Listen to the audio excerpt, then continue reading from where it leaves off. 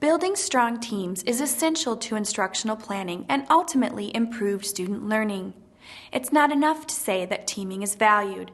We can value something and still not do it. In education, where time is short and needs are long, teaming can easily move to the back burner if there isn't protected space for it to happen, which brings us to our first indicator of Part 1. A team structure is officially incorporated into the school improvement plan and school governance policy. Strong instructional teaming is essential to improved student achievement. Officially establishing a team structure into the school improvement plan and the school governance policy communicates both the value placed on instructional teaming and the expectation that it happens. Let's listen as this administrator discusses her approach for ensuring that teaming happens in her school. The entire scheduling piece really lays down in the summer while our teachers are away.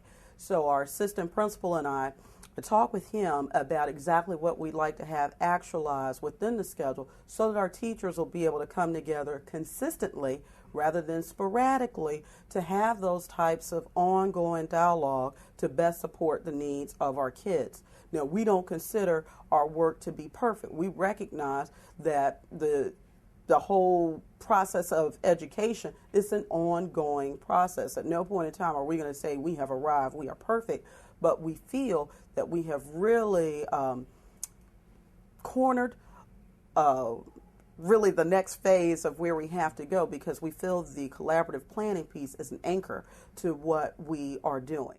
This administrator values the benefits of teaming so much that she incorporates consistent planning time into her teachers' schedules to best support the needs of their students.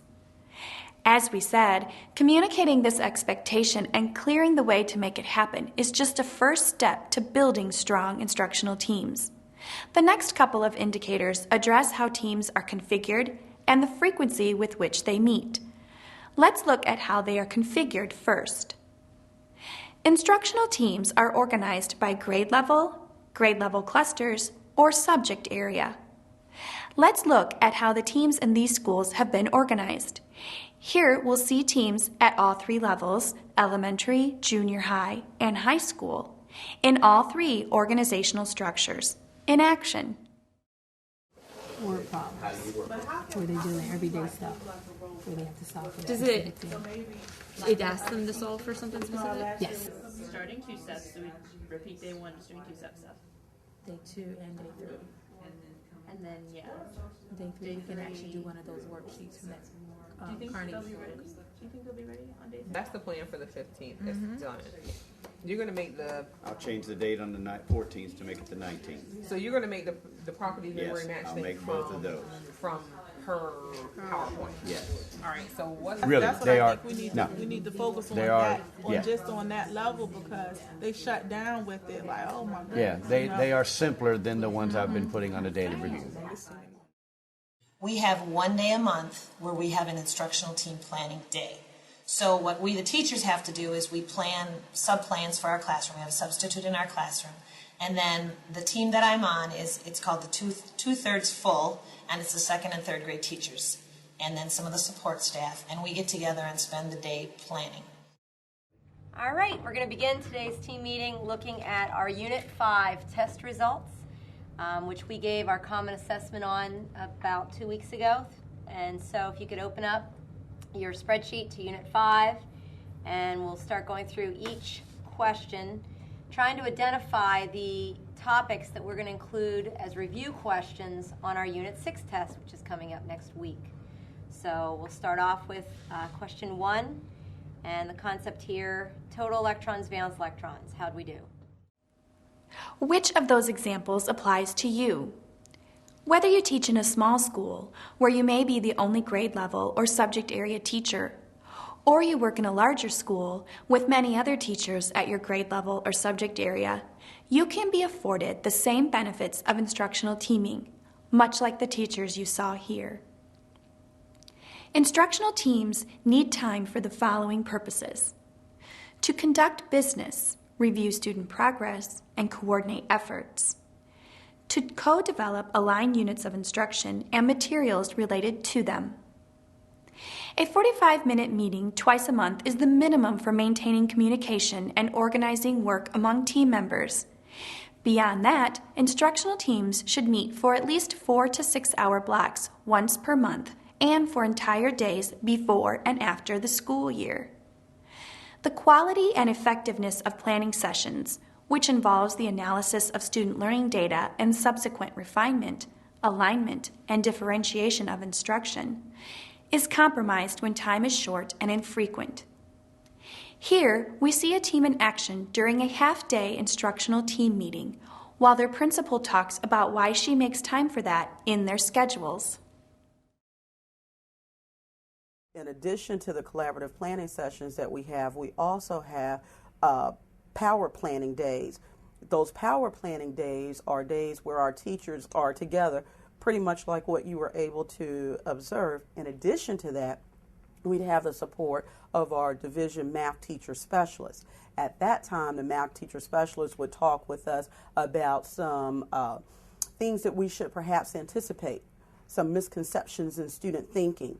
That way we're already sensitive and thinking ahead before perhaps that particular concern arises. And certainly as we anticipate some things, great. At the same time, there are always things that you just have to be able to experience and be able to have that epiphany moment within the classroom where you see this is really where the kids, need further support. We need to stretch them more here. We have found that it's something that we actually make sure that we honor so that we'll be able to maximize all the yields with the collaborative planning process. Finding time for instructional teams to plan and meet may require creativity. Let's listen as this principal talks about how they make it happen in her school. So these day-long planning days that we built into our grant, we've requested funding to allow for day-long planning once a month. And the teachers start each of those planning sessions with a group meeting, and then they go to the standards, and they've been planning each of their units. And the collaboration that has happened on those days has been phenomenal. They learn from each other, they go to the standards, they work with the standards, they know them intimately because they've had to just break them apart, lay them out, and plan their lessons. It's been great. Now that you can see the benefits of teaming and you have an idea of how to make it happen in your school, let's focus on practices that will keep your team focused and moving forward. Our next 2 indicators will help you do just that. All teams prepare agendas for their meetings. All teams maintain official minutes of their meetings. Meeting agendas and minutes are important for a number of reasons. They encourage teams to establish outcomes for each meeting. This helps to keep the team focused on the topics and to come to agreements that will advance progress and improvement. They help to clarify roles. Team members may rotate facilitator and note-taker responsibilities for each meeting. This is an important communication tactic that helps meetings run smoothly and members to prepare for specific contributions they are expected to make. They facilitate and track the establishment of agreements, including who is responsible for specific follow-up, which avoids confusion and advances progress towards improvement. Teams should use the same agenda and note-taking format for each meeting and establish a binder or file that is accessible to the team and school leadership. We've provided some sample agenda and note-taking templates in your workbook. They are also provided electronically so that you can adapt them to meet your needs as well. Let's take a quick look at a team who puts these indicators in action. Throughout the school, we have agreed that when we meet, we're always going to, first of all, we set norms for a team. So every team has norms that they're going to follow, such as you saw us talking about today, and they've all agreed on those. We have an agenda that specifically says how much time we're going to spend on a topic, what the topic's going to be, and some essential questions. Okay, so today, let's just quickly go over our agenda of what we're going to cover. We're going to check in, review our norms just quickly. We'll be talking about our intervention kids data, some regrouping ideas and thinking about how these students may need to be, their groups may need to be changed. And then we're going to be sharing some ideas about how we're going to be able to support these students and how we're going to be using our standards for language arts to provide support for all the kids, but also additional support for the intervention kids. And then we're going to talk about differentiation, and then reflect on how it went and what our next steps might be. On an agenda, you always have the roles, so that in a meeting you have a facilitator, the person who's going to run the meeting, keep things going, and you have the recorder who's going to take the notes or the minutes of the meeting. You have a timekeeper who watches the time, lets you know when you're, got a minute left, whatever, so you stay within your time frame that's allotted, and you have a scribe. Sometimes you need a scribe, sometimes you don't, like someone who will chart things so everyone can see the charts. And the recorder is the one who's responsible for making sure that the minutes go into a CLT folder on the server, so that then everyone on the team, plus the administration or anyone else, can access those minutes, see what the team was talking about, and they're there for everyone to see. So that's where the minutes go. So far, we've addressed more of the procedural aspects of building strong instructional teams. Let's revisit the benefits just for a minute. We heard from teams that had a lot to say about the impact that teaming has had on their individual instructional practice, which resulted in direct improvements to student learning. Let's hear more about their experiences with strong instructional teaming.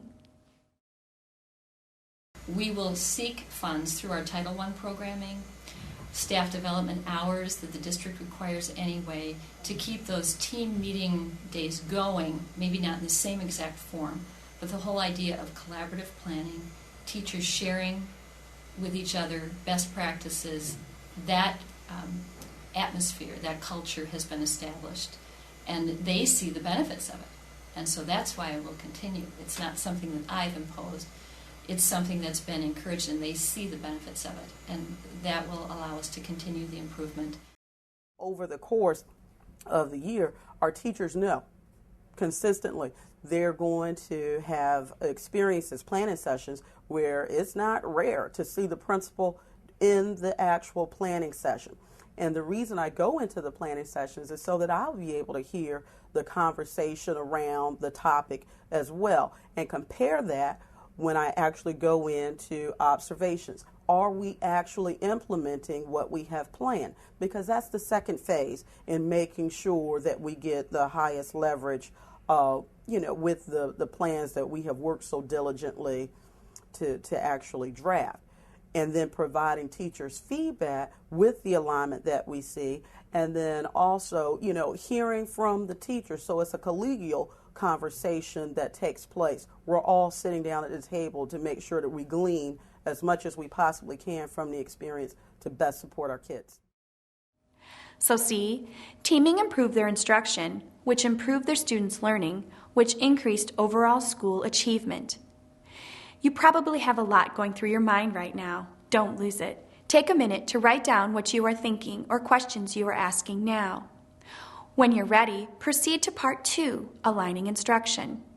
There, we will hear how teachers and instructional teams make sure that all of the instructional parts line up. See you there.